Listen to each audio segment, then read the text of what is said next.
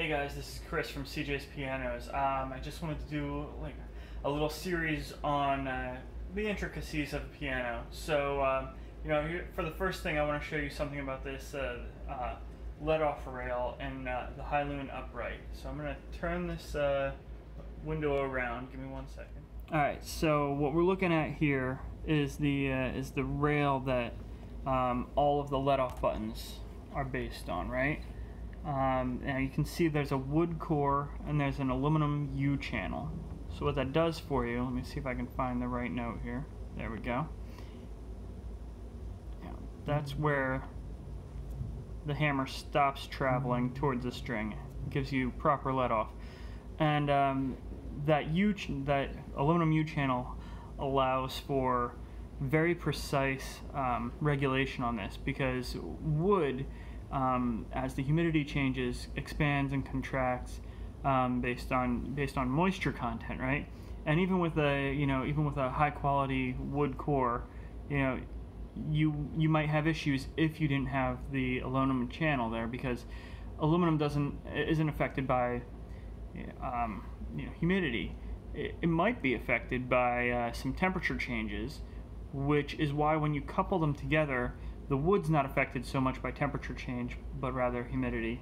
The aluminum is changed by the temperature, but not humidity. So it gives you a very, very stable regulation there, so that no matter what the weather is outside, these keys are going to play the same way every time, which allows, the nice thing about that is it allows for much closer tolerances for where you might see where the hammer lets off.